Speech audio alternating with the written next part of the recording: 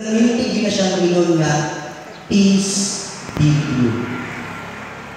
Ang kalinaw, maanaa ka kanino.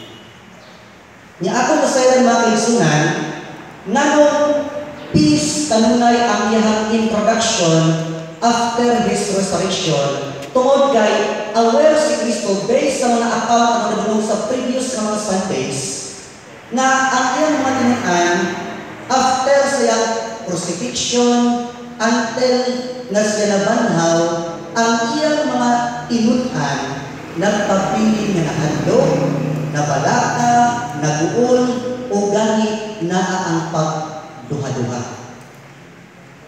Subot na sunan, kana namong mga experiences sa iyang mga apostles, dili gusto si Kristo nga nabanhaw na siya apan magpabilin na ang mga feelings sa iyang mga tinuan. That is why, balik-balik ko na ko, ang iyang yung kanilang greetings, ang kalinaw, maanaa kanino. Na ang rason, aron mukalma ka. Aron mukalma ang feelings sa iyahang mga apostles.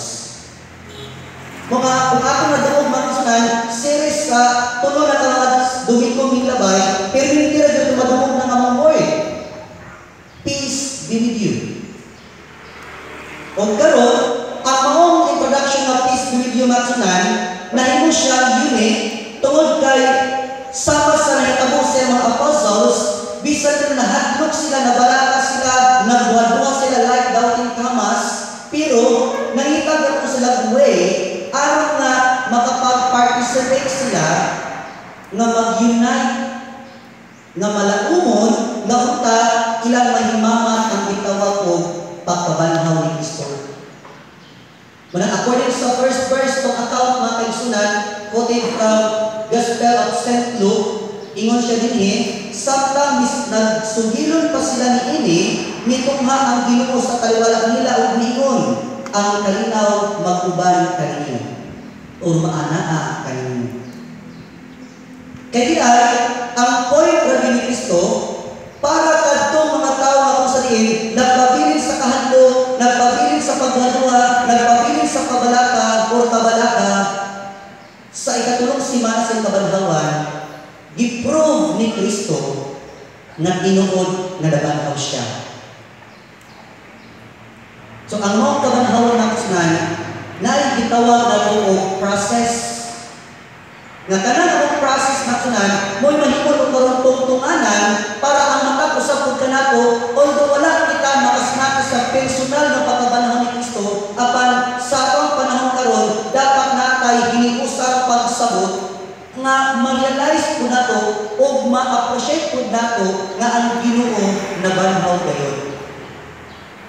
Apan ang pangutanan na unsa kahani nga process, unsa kahani nga ilhanan, unsa kahani nga tungtunganan para makaimutang tinuod nabanhaw ang Ginoo.